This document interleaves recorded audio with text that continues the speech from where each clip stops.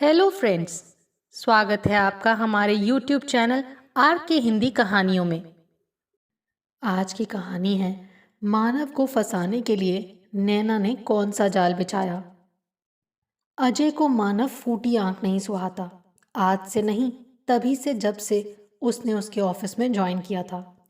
5 साल पहले उसकी पोस्टिंग पास के कस्बे में हुई थी, लेकिन मंत्री जी की सिफारिश लगवाकर उसने यहाँ मुख्यालय में बदली करवा ली थी।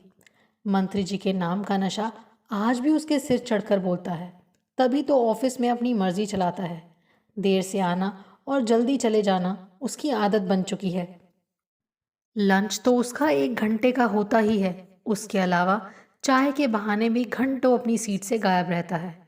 कभी डांट फटकार दो तो तुरंत मंत्री जी के पीए का शिकायती फोन आ जाता है और अजय की क्लास लग जाती है। मानव अपनी कॉलर ऊंची किए मस्ती मारता रहता है और मजबूरन उसकी सीट का पेंडिंग काम अजय को किसी अन्य कर्मचारी से करवाना पड़ता है, और ऐसा करने से स्वाभाविक रूप से शेष कर्मचारियों में असंतोष फैलता है। कंट्रोलिंग ऑफिसर होने के नाते सभी कर्मचारियों को समान रखना अजय की ड्यूटी भी है और व्यवस्था भी। लेकिन मानव को कार्यालय शिष्टाचार से कोई फर्क नहीं पड़ता। उसे तो अपनी मनमानी करनी होती है, और वो मंत्री जी के दम पर ऐसा करता भी है। यहाँ तक तो फिर भी सहन किया जा रहा था, लेकिन जब से नैना इस ऑफिस में आई है, तब से मानव के लिए ऑफिस कंपनी गार्डन की तरह हो गया है। जितनी देर ऑफिस में रहता है, उसी के इर्द गिर्द मंडराता रहता है। कभी चाय कॉफ़ी और लस्सी के दौर, तो कभी मिठाई नमकीन और केक पेस्ट्री की दावत। स्टाफ रूम को पिकनिक स्पॉट बनाकर रख दिया है उसने। सामने तो कोई कुछ नहीं कहता, लेकिन पीठ पीछे सभी उन दोनों को लेकर तरह तरह की अनर्गल बातें करते हैं। अजय भी अंधा बहरा नहीं है, सब सुनता और देखता है। मन तो करता है कि अनुशासन भंग करने के नाम पर मानव को तगड़ी सजा दे, लेकिन ना तो उसके पास कोई पुख्ता सबूत है और ना ही नैना ने कभी उसकी शिकायत की। ऐसे में किसी के चरित्र को निशाना बनाना खुद उसे ही भारी पड़ सकता है, इसीलिए वो केवल कुढ़कर रह जाता है। नैना, तुम अभी नई हो, अतः जितना सीख सकती हो सीख लो। आगे तुम्हें बहुत काम आएगा। बेकार इधर उधर की बातों में समय बर्बाद करना तुम्हारे भविष्य के लिए ठीक नहीं। कहकर अजय नैना को इशारों ही इशारों में मानव से दूर रहने की सलाह देता था। लेकिन नैना जैसे मानव के रंगों में रंगी जा रही थी। वैसे भी सरकारी दफ्तरों में काम करना किसे सुहाता है। अधिकतर लोग अपनी हाजिरी पक्की करने की जुगाड़ में रहते हैं। नैना भी उसी राह चल रही थी। नैना और मानव का फ्लर्ट पूरे परवान पर था। नोक झोंक और छेड़छाड़ से लेकर रूठना और मनाना तक, कभी चोरी छुपे तो कभी खुलेआम हो रहा था। कोई क्या कहेगा जैसी बंदिश तो आज की पीढ़ी मानती ही कहाँ है। ऑफिस में सब इस रासलीला को देखकर अपनी आंखें सेक रहे थे। केवल अजय ही था जो ये सब अपनी आंखों के नीचे होते देखकर सहन नहीं कर पा रहा था। मानव और तुम्हें लेकर स्टाफ में तरह तरह की बातें हो रही हैं। मैं तुम्हें चेतावनी दे रहा हूँ कि ऑफिस का डेकोरम बनाकर रखो। मुझे यहाँ कोई तमाशा नहीं चाहिए। जो करना है ऑफिस के बाद करो। कहते हुए एक दिन अजय ने नैना को चेताया। क्या करूं सर, मैं तो नई हूं और जूनियर भी। मुझे तो सबकी सुननी पड़ती है, चाहे मानव हो या आप। नैना ने मासूमियत से जवाब दिया। अजय हालांकि उसके सब इशारे और तंज समझ रहा था, लेकिन फिलहाल उसके पास कोई पुख्ता सबूत नहीं था। इसीलिए वो भी कुछ ना कर पाने के लिए मजबूर था। सब कुछ इसी तरह हौले हौले चल रहा था कि कल अचानक ऑफिस में हलचल मच गई। सचिवालय से आई एक मेल ने स्टाफ को पंख लगा दिए। जिसने भी इसे पढ़ा वो उड़ा उड़ा जा रहा था। दरअसल विभाग की तरफ से अगले सप्ताह जयपुर में 5 दिन का एक ट्रेनिंग कार्यक्रम संचालित होने वाला है, जिसमें हर एक संभाग से 3 से 4 कर्मचारियों को भाग लेने का प्रस्ताव है। स्वयं के अतिरिक्त 3 अन्य कर्मचारियों के नाम अजय को प्रस्तावित करने हैं। अब चूंकि सारा काम सरकारी खर्चे पर हो रहा है, तो कोई क्यों नहीं जाना चाहेगा। आम के आम और गुठलियों के दाम। 5 दिन शाही खाना पीना और 5 स्टार होटल में रहना। बचे हुए समय में जयपुर घूमना। भला ऐसे स्वर्णिम अवसर को कौन नहीं लपकना चाहेगा। मानव के लिए मंत्री जी के यहाँ से फोन आ ही गया था, इसीलिए एक नाम तो तय हो ही गया। नैना ने अपने नए होने का हवाला देते हुए काम सीखने की इच्छा जाहिर की और इमोशनल ब्लैकमेल करते हुए लिस्ट में अपना नाम जुड़वा लिया। नैना का नाम जोड़ने में खुद अजय का भी स्वार्थ था। इस बहाने वो नैना और मानव के बीच की केमिस्ट्री नज़दीक से समझ पाएगा। चौथे नाम के लिए अजय ने अपने चमचे मयंक का नाम चुना और लिस्ट सचिवालय मेल कर दी। चूंकि अजमेर से जयपुर की दूरी अधिक नहीं है, इसीलिए चारों ने एक साथ अजय की कार से जाना तय किया। अजय गाड़ी चला रहा था और मयंक उसके साथ आगे बैठा था। पीछे की सीट पर मानव और नैना बैठे थे। गाड़ी तेज रफ्तार से चल रही थी। अजय का ध्यान बीच बीच में शीशे की तरफ जा रहा था, जहां से वो मानव और नैना के मचलते हुए हाथ साफ साफ देख पा रहा था। उनकी हरकतें उसे बेचैन कर रही थी। उसका मन तो कर रहा था कि दोनों को वहीं हाईवे पर उतार दे, लेकिन वो ऐसा कर नहीं सकता था क्योंकि नौकरी तो उसकी भी अभी बहुत बाकी थी और वो नदी में रहकर मगरमच्छ से बैर मोल लेना तो अफोर्ड नहीं कर सकता था। सभी कर्मचारियों के रुकने की व्यवस्था आरटीडीसी के होटल तीज में की गई थी और ट्विन शेयरिंग के आधार पर कमरे दिए गए थे। प्रशिक्षणार्थियों में महिलाओं की संख्या अपेक्षाकृत कम थी और विषम भी। संयोग से नैना को जो कमरा अलॉट हुआ उसमें कोई अन्य महिला नहीं थी। वो चारों सुबह लगभग 9 बजे जयपुर पहुंचे। चेक इन करने के बाद नाश्ता और फिर 10 बजे से 1 बजे तक प्रशिक्षण, 1 बजे से 2 बजे तक लंच और फिर 5 बजे तक क्लास। इस बीच 11 और 4 बजे चाय की व्यवस्था थी। शेष 4 दिन भी यही व्यवस्था रिपीट होनी थी। शाम को 5 बजे के बाद मानव और नैना गुलाबी नगरी घूमने निकल गए। मानव उसे राज मंदिर सिनेमा में फिल्म दिखाने ले गया और उसके बाद उसे स्पेशल तिवाड़ी की चाट खिलाई। रात 10 बजे दोनों खिलखिलाते हुए ट्रेनिंग सेंटर आए। हालांकि लोगों की निगाहों से बचने के लिए वो दोनों आगे पीछे अंदर घुसे थे, लेकिन अजय ने उन्हें एक साथ कैब से उतरते देख लिया था। मानव की हठ धर्मी पर उसका खून उबल रहा था, लेकिन क्या करता। इस तरह एक साथ घूमने से कुछ भी साबित नहीं होता। वो खुद भी तो जोधपुर वाली रिया मैडम के साथ शाम की कॉफ़ी पीने जीटी गया ही था। अगले 3 दिन फिर यही हुआ। कभी कनक गार्डन तो कभी हवा महल, कभी मोती डंगूरी तो कभी अजमेरी गेट। दोनों साथ साथ घूम रहे थे और आज ट्रेनिंग का अंतिम दिन था। क्लास के बाद मानव और नैना शहर घूमने निकल गए। अजय भी मयंक के साथ छोटी चौपड़ की तरफ निकल गया। छोटी चौपड़ के बाद वो लोग जोहरी बाजार की तरफ आ गए। अजय अपनी पत्नी के लिए साड़ी पसंद करने लगा। खाने पीने के बाद जब वो लोग वापस ट्रेनिंग सेंटर पहुंचे तो नैना के कमरे की लाइट जली हुई थी। आज ये दोनों जल्दी वापस आ गए लगते हैं, अजय ने कहा। कौन जाने गए ही नहीं हो। जब मनोरंजन के साधन घर में ही मौजूद हों तो फिर बाहर क्यों जाना। मयंक ने बाईं आंख दबाकर चुटकी लेते हुए कहा तो अजय की छठी इंद्री जाग उठी। वो नैना के कमरे की तरफ चल दिया। वो यह जानने के लिए जिज्ञासु हो उठा कि बंद कमरे में मानव है या नहीं, और यदि है तो उनके बीच क्या चल रहा है। बिना अधिक विचार किए उसने दरवाज़ा नॉक कर दिया। कुछ पल की खामोशी के बाद अंदर हलचल हुई। शायद खिड़की का पल्ला भी थोड़ा सा खुला था और उसमें से किसी ने बाहर झांका भी था। चुप्पी के बाद अचानक भीतर से अजय को कुछ आवाज़ें भी सुनाई दी। ये क्या कर रहे हो, छोड़ो मुझे, नैना गुस्से से कह रही थी। नैना क्या हुआ, नैना कौन है तुम्हारे साथ, कहते हुए अजय जोर जोर से दरवाज़ा पीटने लगा। तभी दरवाज़ा खुला और मानव फुफकारता हुआ बाहर लपका। क्या हुआ, क्या किया मानव ने, अजय ने पूछा। हालांकि उसे ये भी दोनों की कोई चाल ही लग रही थी, लेकिन फिर भी वो अनभिज्ञ बना रहा। नैना सिसक रही थी। हुआ तो कुछ नहीं, लेकिन हो बहुत कुछ जाता। मैं तो इसे अपना अच्छा दोस्त समझ रही थी, लेकिन ये तो। नैना ने शेष शब्द आंसुओं के हवाले कर दिए। तुम फिक्र मत करो, मानव के खिलाफ अपने विभाग की विशाखा कमेटी में शिकायत दर्ज करवाओ। मैं तुम्हारे पक्ष में गवाही दूंगा, कहते हुए अजय ने उसे सांत्वना दी। रहने दीजिए सर, होना जाना तो कुछ है नहीं, बेकार ही मेरी बदनामी हो जाएगी, नैना ने अपने आप को संशय करते हुए कहा। अरे, ये क्या बात हुई भला?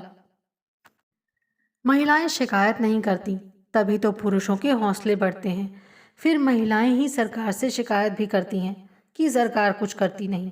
सरकार को क्या सपने आते हैं कि फला फला के साथ कहीं कुछ गलत हुआ है? तुम शिकायत करो, बल्कि अभी इसी वक्त मुझे लिख कर दो। मैं मानव के खिलाफ कार्यवाही करता हूँ। अजय ने नैना को शिकायत करने के लिए राजी किया। क्या करती नैना? इस समय उसे अपनी इज्जत बचानी प्राथमिकता लग रही थी, क्योंकि अजय के सामने ये सारी घटना घटित हुई थी। इसीलिए इसे झुठलाया भी नहीं जा सकता था। बात नैना की इज्जत पर बनाई थी। यदि अजय की बात नहीं मानती तो सीधे साधे दोषी करार दे दी जाती। खुद की इज्जत बचाने की खातिर उसे अजय की बात माननी पड़ी। उसने एक सादे पन्ने पर मानव के खिलाफ यौन दुराचार की शिकायत लिखकर अजय को थमा दी। शिकायत में पूरी घटना का विवरण लिखा था। नैना ने लिखा था, मैं और मानव अच्छे दोस्त हैं। हम कई बार आउटिंग पर जाते हैं। मानव के साथ मैं बहुत सहज महसूस करती हूँ और सुरक्षित भी। आज शाम क्लास के बाद मैंने मानव के साथ रामनिवास बाग घूमने का कार्यक्रम बनाया। मानव मेरे कमरे में आया तब मैं बाल बना रही थी। अचानक न जाने इसे क्या हुआ, ये मेरे साथ ज़बरदस्ती करने लगा। मैंने इसे रोकने की बहुत कोशिश की। हमारी हाथापाई भी हुई, लेकिन इस पर तो जैसे भूत सवार था। तभी अजय सर वहां आ गए। इन्होंने दरवाज़ा खटखटाया तो मानव घबरा गया और इसने मुझे छोड़ दिया। आज तो मैं बच गई, लेकिन मुझे डर है कि मानव भविष्य में मुझे परेशान कर सकता है। हो सकता है कि अपनी बेइज्जती का बदला ही लेने की कोशिश करे। मुझे सुरक्षा दिलवाने की व्यवस्था करवाई जाए। अजय ने नैना की शिकायत विभाग की विशाखा कमेटी को मेल कर दी। 4 दिन बाद विशाखा कमेटी की बैठक हुई। नैना, मानव और अजय तीनों को इस बैठक में बुलाया गया। नैना ने जो बात शिकायती पत्र में लिखी थी वही कमेटी के सामने दोहरा दी। अजय ने चश्मदीद गवाह का काम किया। अब तो शक की कोई गुंजाइश ही कहाँ बची थी। मानव ने लाख सफाई दी। कहा भी कि नैना और उसके बीच रिश्ता दोस्ती से कहीं बढ़कर है। जो कुछ हो रहा था वो दोनों की सहमति से हो रहा था। लेकिन अचानक अजय सर के आने से नैना ने यू टर्न ले लिया और चिल्लाने लगी। मगर उसकी दलील किसी ने नहीं सुनी। कमेटी ने अपने निर्णय में मानव को दोषी करार दिया और उसे निलंबित करने की अनुशंसा करके अपनी रिपोर्ट विभाग सचिव को भेज दी। विशाखा कमेटी के इस निर्णय को स्वीकार करते हुए सचिव ने मानव को निलंबित कर दिया और उसका मुख्यालय राज्य के अंतिम छोर यानी जैसलमेर कर दिया गया। मानव कसमसा कर रह गया, लेकिन उसने हिम्मत नहीं हारी। उसने नैना और अजय के खिलाफ अदालत में जाना तय कर लिया। हालांकि कोर्ट और वकीलों से उसका कोई वास्ता नहीं रहा था, लेकिन जब मंजिल तय हो जाए तो फिर रास्ते तलाश करना बड़ी बात नहीं है। एक दो मित्रों से सलाह करने के बाद उसने एडवोकेट सुहानी से मिलना तय किया। सुहानी एक कम उम्र की नई वकील है और 2 साल पहले ही उसने अपनी प्रैक्टिस शुरू की है। अधिक अनुभव तो उसे नहीं है, लेकिन मानव जानता था कि अपनी साख बनाने के लिए वो उसके मुकदमे पर बहुत मेहनत करेगी। मानव सुहानी से मिला और सुहानी ने उसकी पूरी बात सुनने के बाद ये मुकदमा अपने हाथ लेना स्वीकार कर लिया। आपका कहना है कि नैना और आपके बीच का रिश्ता दोस्ती से कहीं ज़्यादा है। क्या आप इससे साबित कर सकते हैं? मसलन नैना की कोई स्वीकारोक्ति जैसे लव लेटर, कोई ईमेल या फिर व्हाट्सएप चैट आदि। सुहानी ने मानव से पूछा। लेटर तो आजकल लिखता ही कौन है, मेल उसने कभी किया नहीं। हाँ, व्हाट्सएप पर कई बार हमारी रोमांटिक चैट होती थी, लेकिन नैना अपने मैसेज डिलीट कर देती थी। मैंने भी अपने मोबाइल में उसकी कोई चैट नहीं रखी, क्योंकि ये खुद मेरे लिए भी नुकसानदेह हो सकता था। मानव ने कहा, यानी आप दोनों को ही एक दूसरे पर भरोसा नहीं था, यानी प्यार भी नहीं था। भरोसा प्रेम की पहली शर्त होती है मानव। कहते हुए सुहानी मुस्कुराई तो मानव थोड़ा शर्मिंदा हुआ। खैर, ये आपका व्यक्तिगत मामला है। फिलहाल तो हमें ये साबित करना है कि आपके खिलाफ लगाया गया नैना का आरोप बेबुनियाद है और उसने ऐसी शिकायत या तो किसी के दबाव में आकर की है या फिर आपको बदनाम करने की कोई साजिश है। सुहानी ने मानव को नॉर्मल करने की मंशा से कहा। मानव को लग रहा था मानो सुहानी से मिलकर उसकी आधी समस्या तो हल हो ही गई, शेष आधी सुहानी हल कर ही देगी। सुहानी ने मानव से नैना द्वारा की गई शिकायत से लेकर विशाखा कमेटी के निर्णय और उसके बाद मानव के निलंबन तक के सभी आवश्यक दस्तावेज देखे। मानव, ये तो अच्छी बात हुई कि कमेटी ने आपके केस को आपराधिक नहीं माना, वरना आईपीसी की धारा 354 के अंतर्गत ये मामला पुलिस में जाता और फिर हमारी समस्याएं बढ़ जाती। आपको जेल भी हो सकती थी और जुर्माना भी, लेकिन अब ये केस सर्विस रूल के अंतर्गत आएगा और अब हम आपके निलंबन के खिलाफ सीधे विभाग के सचिव को अपील करेंगे। सुहानी ने दस्तावेजों का अवलोकन करने के बाद कहा, मानव, नैना के खिलाफ हमारे पास कोई ठोस सबूत नहीं है। क्या तुम्हारे फ़ोन में कॉल्स की ऑटो रिकॉर्डिंग होती है? मतलब उस रात की बात करें तो क्या नैना ने तुम्हें ऐसा कुछ फ़ोन पर कहा था जिसका तुम दावा कर रहे हो? मसलन कमरे में इनवाइट करना या कोई रोमांटिक संकेत आदि। यदि ऐसा कुछ मिले तो शायद हम अपने पक्ष में कुछ साबित कर पाएं, सुहानी ने मानव से कहा। उसने मुझे कमरे में आने के लिए कहा तो था, लेकिन फ़ोन पर नहीं बल्कि व्हाट्सएप कॉल पर। जब भी इस तरह की कोई बात उसे फ़ोन पर करनी होती थी तब वो फ़ोन काट कर व्हाट्सएप कॉल किया करती थी। जहाँ तक मेरी जानकारी है, व्हाट्सएप कॉल रिकॉर्ड नहीं होती। मानव ने अपनी शंका जाहिर की। सुहानी ने मानव की व्हाट्सएप कॉल हिस्ट्री देखी। उसमें नैना की बहुत सी इनकमिंग कॉल्स थी। उस दिन भी उसने मानव को कॉल किया था। समय भी वही था जो मानव ने बताया था। कोई बात नहीं, हम नैना के साथ एक गेम खेलेंगे। तुम उसे कॉल लगाओ, सुहानी ने मुस्कुराते हुए कहा। सुहानी की योजना के अनुसार मानव ने नैना को कॉल लगाई।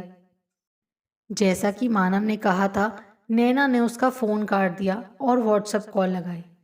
नैना, तुम अच्छी तरह जानती हो कि मैं निर्दोष हूँ। तुमने खुद ही मुझे कमरे में बुलाया और खुद ही मेरे खिलाफ शिकायत भी कर दी। तुम मेरे साथ ऐसा क्यों कर रही हो? मानव ने कहा। तुम मेरे मामले में निर्दोष हो सकते हो, लेकिन मेरी बहन के मामले में नहीं। याद करो, 3 साल पहले तुमने मेरी बहन से सिर्फ इसीलिए सगाई करने से इनकार कर दिया था क्योंकि तुम्हारी सरकारी नौकरी लग गई थी और शादी के बाजार में तुम्हारी कीमत बढ़ गई थी, नैना ने कड़वाहट से कहा। स्पीकर पर रखे फ़ोन पर सुहानी ये सारी बात सुन रही थी। नैना का जवाब सुनकर उसने आश्चर्य से मानव की तरफ देखा। खुद मानव भी असमंजस में था कि नैना आखिर किस घटना का जिक्र कर रही है। बहुत जल्दी भूल गए सपना को, नैना ने कहा तो मानव को याद आया। सपना के साथ उसके रिश्ते की बात चल रही थी। बात लगभग तय ही थी, लेकिन सगाई होने से 3 दिन पहले ही उसकी प्रतियोगी परीक्षा का परिणाम आया और उसका चयन लेखाधिकारी के पद पर हो गया। उसकी नौकरी की खबर सुनते ही उसके पिता सपना के साथ रिश्ते को लेकर आनाकानी करने लगे और अंततः वो रिश्ता टूट गया। तुमसे रिश्ता टूटने के बाद सपना की सगाई कहीं नहीं हो रही थी।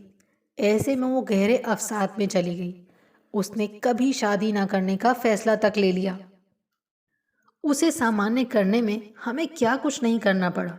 तभी मैंने निश्चय किया था कि जिस सरकारी नौकरी का तुम दम्भ पाले बैठे हो, उससे तो मैं एक दिन तुम्हें निकलवा कर रहूंगी। नैना ने कहा तो मानव वर्तमान में आया, मगर अब तक सुहानी उस बातचीत को अपने मोबाइल में रिकॉर्ड कर चुकी थी। हालांकि वो जानती थी कि ये कोई ठोस सबूत नहीं है, लेकिन ना मामा से तो काना मामा ही भला। क्या पता यही रिकॉर्डिंग मानव के पक्ष को मजबूत बना दे। सुहानी ने मानव की तरफ से सचिव के नाम एक अपील लिखी। नैना ने जो आरोप मुझ पर लगाए हैं, उन्हें साबित करने के लिए इन्होंने कोई भी साक्ष्य प्रस्तुत नहीं किया। नैना ये साबित नहीं कर पाई कि मेरा कोई भी कृत्य आईपीसी की किसी भी धारा के अंतर्गत आपराधिक श्रेणी में आता है। पूरे प्रकरण में चश्मदीद गवाह कोई भी नहीं है। केवल संदेह के आधार पर मुझे दोषी करार दिया जाना कौन से कानून में लिखा है? बंद कमरे में दो वयस्कों के बीच जो कुछ भी होता है वो सहमति से हुआ है या ज़बरदस्ती से, इसे साबित करने के लिए किसी के पास कोई सबूत नहीं होता। ऐसे मामलों में कोई चश्मदीद गवाह भी नहीं होता। तो फिर आप मुझे किस आधार पर दोषी मान सकते हैं? माना कि मैं अपने पक्ष में सबूत नहीं जुटा पाया, तो क्या नैना ने मेरे गुनाह का कोई सबूत पेश किया? नहीं ना, सिर्फ अजय सर की गवाही को आधार बनाकर मुझे दोषी साबित नहीं किया जा सकता। वैसे भी अजय तो कमरे के बाहर ही थे ना, भीतर क्या हो रहा है और किन परिस्थितियों में हो रहा है, इस बात का उन्होंने केवल अंदाज़ा ही लगाया, देखा तो कुछ भी नहीं। मुझे ये कहते हुए बहुत अफसोस होता है कि बहुत सी पढ़ी लिखी और जागरूक महिलाएं कानून द्वारा दिए गए अधिकारों का गलत इस्तेमाल करती हैं। नैना भी उन्हीं में से एक है। मेरे पास इस बात के पुख्ता सबूत हैं कि नैना ने मुझसे पुरानी खुंदस निकालने के लिए मेरे प्रति दुर्भावना रखते हुए एक सोची समझी चाल के तहत मुझे फंसाया है। न केवल मुझे बल्कि उसने अजय का भी, जो उससे सहानुभूति रखते थे, गलत इस्तेमाल किया है। अपनी दलील के पक्ष में मेरे पास एक ऑडियो रिकॉर्डिंग है जिसमें नैना खुद अपनी साजिश को स्वीकार रही है। सुहानी ने अपनी अपील के अंत में समस्त बचाव पक्ष के साक्ष्यों को संलग्न करके मानव को बरी करने का निवेदन सचिव महोदय से किया और मानव और नैना की बातचीत की रिकॉर्डिंग को एक पेन ड्राइव में डालकर मानव के साथ सचिवालय पहुंच गई। रिकॉर्डिंग सुनने के बाद सचिव महोदय के सामने सारी तस्वीर साफ हो गई। उन्होंने 4 दिन बाद नैना को अपने कार्यालय में उपस्थित होने के लिए तलब किया। मानव को भी बुलाया गया था। नैना अपना दाव उल्टा पड़ते देख पहले ही घबरा गई थी। जैसे ही सचिव महोदय ने सख्त शब्दों में बात करनी शुरू की, नैना फूट फूट कर रोने लगी और उसने अपनी गलती स्वीकार करके उनसे और मानव से लिखित में माफ़ी मांग ली। सचिव महोदय ने दोनों पक्षों की दलीलें सुनने के बाद पाया कि मानव के खिलाफ कोई ठोस साक्ष्य नहीं है। उन्हें परिवीक्षा अधिनियम के तहत संदेह का लाभ देते मानव का निलंबन आदेश निरस्त कर दिया तथा निलंबन काल में रोके हुए उसके वेतन और अन्य भत्ते भी बहाल करने का आदेश जारी कर दिया। नैना को भविष्य में अपने आचरण में सुधार करने की चेतावनी देते हुए उसका ट्रांसफर जिला मुख्यालय से पास के कस्बे में कर दिया गया। आदेश मिलते ही मानव ने सबसे पहले सुहानी को फ़ोन करके ये खुशखबरी दी। थैंक यू सुहानी जी, मेरी मदद करने के लिए, मानव ने कृतार्थ होते हुए कहा। बधाई हो आपको, आपने मुझे अपना वकील चुना। इस नाते मैंने जो कुछ भी किया वो मेरा पेशा था, लेकिन फिर भी मुझे अफसोस है मानव कि हम महिलाएं अपने उपयोग के लिए बने कानूनों का दुरुपयोग करने से नहीं हिचकिचाती और अपने स्वार्थ की पूर्ति करने के लिए पुरुषों को झूठे केस में फंसा देती हैं। मैं पूरी महिला जाति की तरफ से आपसे माफ़ी मांगती हूँ, सुहानी ने कहा। एक बार फिर से सुहानी को धन्यवाद देता हुआ मानव वापसी के लिए बस स्टैंड की तरफ चल दिया। वैसे नैना की प्रतिक्रिया भी जायज़ थी, गलती मेरी भी कम नहीं थी। मैं भी अपने पिता की बातों में आकर सरकारी नौकरी पर दंभ कर बैठा था। हमने भी तो सपना के साथ अन्याय किया ही था, सज़ा तो मुझे भी मिलनी चाहिए। मानव के मन में एक एक कर विचारों की तरंगें उठ गिर रही थी। उसने फैसला कर लिया कि वो नैना और सपना से माफ़ी मांगेगा। यदि नैना राज़ी हुई तो उसे अपनाकर अपनी भूल को सुधारने का प्रयास भी करेगा। विशाखा कमेटी, वकील, जिरह बहस और जांच पड़ताल के इस जंजाल से बाहर निकलकर अब उसे अपने पांव बहुत हल्के, बेहद शांत और सफ़र आसान लग रहा था। आपको हमारी ये कहानी कैसी लगी, प्लीज़ कमेंट करके ज़रूर बताइए। अगर आप इस चैनल पर नए हैं तो इसे सब्सक्राइब करें और शेयर करें। Thank you.